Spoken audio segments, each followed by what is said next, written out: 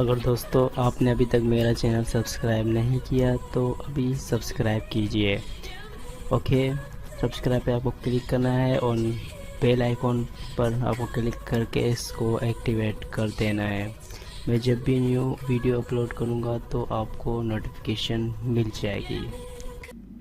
अस्सलाम वालेकुम दोस्तों, मैं हूं मोहम्मद जुनैद और आप देख रहे हैं जुन्नी फॉर यू। आई होप आप सब खैरियत से होंगे। तो दोस्तों इस वीडियो में मैं आपको ये बताऊंगा कि हम मीडिया क्यूरी के ज़रिए वेबसाइट को रिस्पॉन्सिव कैसे बनाते हैं। ओके, आपके माइंड में क्वेश्चन आ रहा होगा, बहुत से ऐसे दोस्त होंगे, मीडिया क्यूरी और बूटस्ट्रैप के बीच में क्या डिफरेंसेस हैं। तो दोस्तों बूटस्ट्रैप बना बनाया एक फ़ाइल है जो आप साइट से डाउनलोड करके अपने वेबसाइट में ऐड करेंगे और उसके कुछ क्लासेस दी हुई होती हैं, तो आप उनके ऊपर काम करना पड़ता है। ओके, आप अपनी क्लासें अगर चाहें तो आप मज़ीद उससे सिर्फ डिज़ाइन कर सकते हैं, मगर रिस्पॉन्सिव हाइट विद वही वगैरह बूटस्ट्रैप तय करता है। जो dot C S S file होती है, bootstrap dot C S S file होती है। ओके, तो आप उनका लिंक भी यूज़ कर सकते हैं अपने साइट में, अदरवाइज़ आप फाइल डाउनलोड करके अपने साइड में ऐड कर सकते हैं। 3 फाइलें होती हैं, एक बूटस्ट्रैप, जावास्क्रिप्ट और जेक्यूरी, तीनों चीज़ें होती हैं। ओके, उसके ज़रिए आप एक अच्छी रिस्पॉन्सिव वेबसाइट बना सकते हैं। मगर आप मीडिया क्यूरी को भी यूज़ करके, मगर आप जब बूटस्ट्रैप का यूज़ करेंगे तो आपकी जो वेबसाइट है वो बहुत जल्दी बनेगी, इतना टाइम कंज्यूम नहीं होगा और कम टाइम में आपकी साइट रेडी हो जाएगी। मीडिया क्यूरी आप जब यूज़ करेंगे तो आपको थोड़ा टाइम लगेगा, क्योंकि आप अपने अकॉर्डिंग, क्योंकि मीडिया क्वेरी इतना मुश्किल तो नहीं है मगर इतना आसान भी नहीं है, क्योंकि उसकी विद हाइट एडजस्ट करना थोड़ा मुश्किल है। ओके, हर कोई नहीं कर सकता, मगर कोशिश करें तो हर चीज़ पॉसिबल है। ओके, कोशिश मस्त कीजिए, प्रैक्टिस मस्त कीजिए, जो भी चीज़ आप सीख रहे हैं प्रैक्टिस मस्त कीजिए। तो दोस्तों चलिए शुरू करते हैं। ओके, मैंने एक छोटा सा एग्जाम्पल बनाया हुआ। ओके, मैंने ये एक हेडर बनाया हुआ है और एक मेन्यू। तो आप देख सकते हैं ये अभी रिस्पॉन्सिव नहीं है, ये नीचे जो स्क्रॉल बार आ रहा है तो ये अभी तक रिस्पॉन्सिव नहीं है। तो हम इसे रिस्पॉन्सिव बनाएंगे। सिंपली आपको कुछ भी नहीं करना है, बहुत इजी भी है, इजी ही होगा। जो न्यू होंगे उसको थोड़ा मुश्किल लगेगा, उसको समझ में भी नहीं आएगा। तो मैं आपको रिकमेंड करूँगा मेरी ओल्ड वीडियो देखिए CSS के और HTML के, उसके बाद आपको ये समझ में आएगा। ओके, लेआउट के रिलेटेड में मैंने वीडियोस बनाई हैं, आप वो भी मस्त देखिए। तो सबसे पहले दोस्तों आपको कुछ भी नहीं करना, सिर्फ मीडिया, यहाँ आपको देखना है रेड द मीडिया। ओके, सिर्फ रेड द मीडिया लिखना है और उसके बाद आपको ब्रैकेट लगानी है और यहाँ मैक्सिमम विड्थ लिखनी है। ओके, मैक्सिमम विड्थ में सबसे पहले यहाँ 720 पिक्सल कर लेता हूँ। ओके, और उसके बाद कर्ली ब्रैकेट डालना है। अब आपको वो चीज़ें डिफ़ाइन करनी है। ओके, सबसे पहले मैं डिज़ाइन करता हूँ हेडर को, क्योंकि हमने हेडर भी डाला है। ओके, मैं कहता हूँ जब हेडर का साइज़ है इसकी विड्थ में 100% कर लेता हूँ, क्योंकि ये है ही 100%। ओके, कंट्रोल सेव कर लेता हूँ और इसकी जो हाइट है वो वैसे की वैसे रहेगी। ओके, कंट्रोल सेव कर लेता हूँ, तो मैं इसे रिफ़्रेश कर लेता हूँ। ओके, और इसे मैं बैकग्राउंड कलर दे देता हूँ ब्लू। ओके, कंट्रोल सेव कर लेता हूँ तो ये अभी ब्लू हो जाएगा, और इसे मैं बड़ा करूँगा तो ये अपने डिफ़ॉल्ट कलर में आ जाएगा। ओके, तो आप देख सकते हैं ये ग्रीन अपने डिफ़ॉल्ट हालत में है, मगर ये अभी तक रिस्पॉन्सिव नहीं है। ओके, क्योंकि ये स्क्रॉल बार आ रहा है तो ये अभी तक रिस्पॉन्सिव नहीं है। तो उसके लिए हमें मज़ीद चीज़ें कुछ डिफ़ाइन करनी पड़ेंगी। सबसे अब हम डिज़ाइन करेंगे नेव को। नेव की जो विड्थ है उसे हम 100% रख देते हैं। ओके, इसकी विड्थ है इसे 100% रख देते हैं, और जो इसकी हाइट है, क्योंकि मोबाइल में आपने अक्सर देखा होगा मोबाइल टैबलेट में जो मेन्यू बार होता है वो नीचे की तरफ होता है, तो हम इसे भी नीचे की तरफ करेंगे। तो सिंपली आपको क्या करना है, जो इसकी हाइट है, ओके, हाइट आप डिफ़ाइन नहीं करें तो कोई मसला नहीं है, हाइट अब आपको डिफ़ाइन करनी पड़ेगी। ओके, हाइट में यहाँ कर लेता हूँ 300 पिक्सल। ओके, पहले हमने कितना डाला था न्यू बार के अंदर 600, तो इसका हाफ़ कर लेते हैं, इसको इंक्रीज़ कर लेते हैं। इसका हाइट हमने 15 पिक्सल डाला था, तो मैंने इसे 300 दे दिया।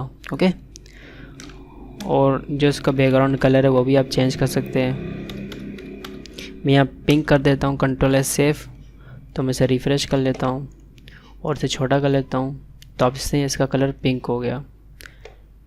पहले से पिंक था, मैं इसे ब्लैक कर लेता हूँ। Okay,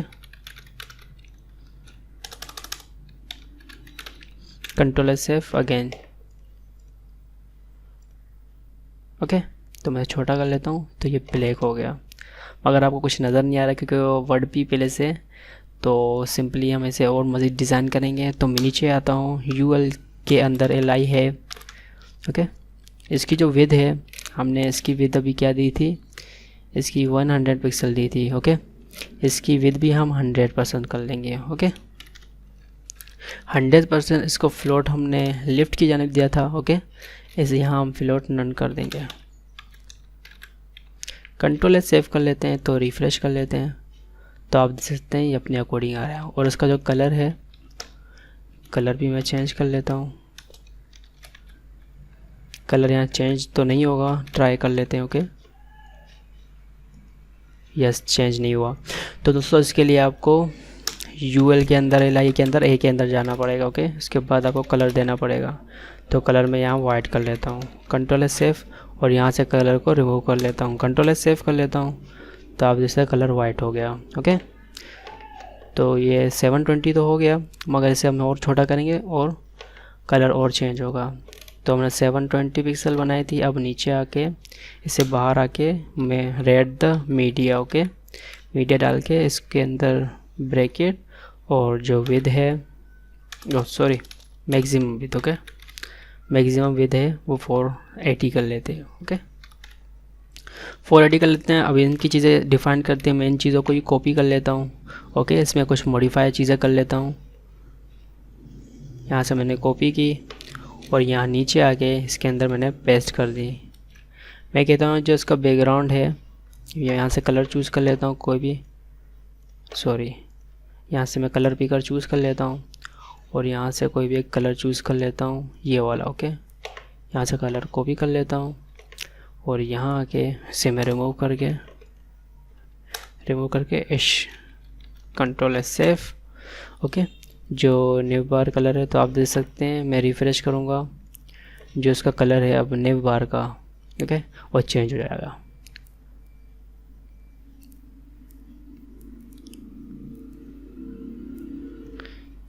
control S save. Okay, क्योंकि हेडर में हमने कलर दिया है तो चेंज तो होना चाहिए।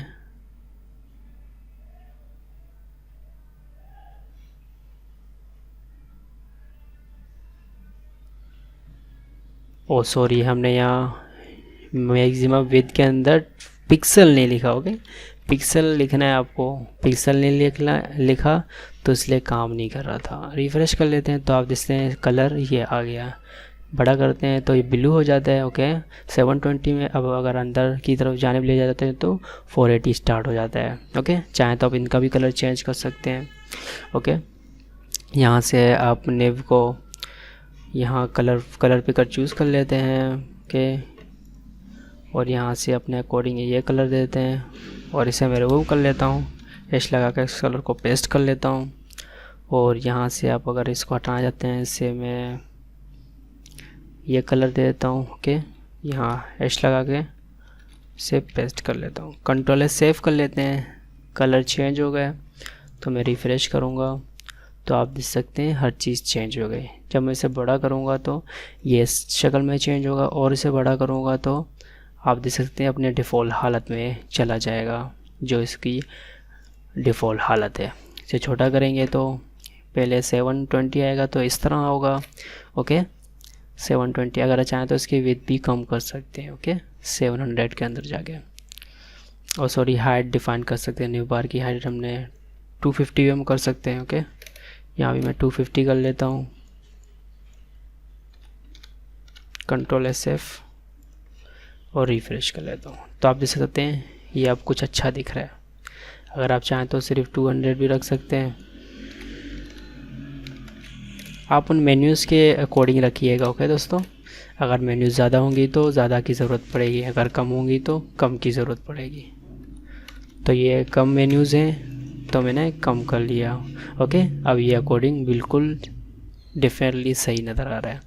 तो मैं छोटा कर लेता हूँ तो ये अपने 4 का साइज़ है वो इस तरह आ जाता है। तो दोस्तों ये होता है, आप देखते नीचे स्क्रॉल बार नहीं है। ओके, अगर स्क्रॉल बार होता तो ये रिस्पॉन्सिव नहीं होता। ओके, ये भी हमारा रिस्पॉन्सिव लेआउट बन गया है। लेआउट तो नहीं है, एक एग्जांपल आपको मैंने दिए। ओके, मेन्यूज़ के ऊपर रिस्पॉन्सिव मेन्यू कैसे बनाते हैं, और जे क्वेरी नहीं, मीडिया क्वेरी के ऊपर। ओके, आप उसके अकॉर्डिंग भी एक रिस्पॉन्सिव लेआउट बना सकते हैं। तो दोस्तों यही चीज़ें थी मीडिया की और मीडिया क्वेरी की। तो आई होप आपको कॉन्सेप्ट क्लियर हो गया होगा। अगर आपको मेन्यूज़ बनाना नहीं आते तो मेरे इससे मैंने एक वीडियो अपलोड की है ड्रॉप डाउन मेन्यू के नाम से, तो आप मस्ट वीडियो वो देखिए। ओके, आपको समझ आएगा। अगर आपने मेरे ओल्ड वीडियो नहीं देखी सीरीज़ की, जैसे कि CSS3, HTML5 और HTML5, उसके बाद मैंने एक लेआउट बनाना सिखाया था, तो वो आप चीज़ें मस्त देखिए, वीडियो सीरीज़ मस्त देखिए। ओके, तो उसके बाद ही आपको ये समझ आएगा। तो दोस्तों ये होता है मीडिया क्वेरी का यूज़। ओके, तो सबसे पहले बड़ा साइज़, उसके बाद छोटा साइज़। तो आपको आई होप अंडरस्टैंडिंग तो हो गई होगी, समझ में आ गया होगा। I hope you understood. तो अगर आपको कोई मसला आया तो मुझे ज़रूर कमेंट्स कीजिएगा। ओके, और अगर आपकी कोई रिक्वेस्ट वीडियो है या आपका कोई क्वेश्चन है तो मुझे कमेंट्स में ज़रूर बताइएगा। ओके, अगर आपने अभी तक मेरा पेज लाइक नहीं किया, फेसबुक पेज, तो उसे लाइक कीजिए। अगर आपने अभी तक मेरा चैनल सब्सक्राइब नहीं किया तो इसे भी मस्ट सब्सक्राइब कीजिए। ओके दोस्तों, अपना ख्याल रखिए। अल्लाह हाफिज़।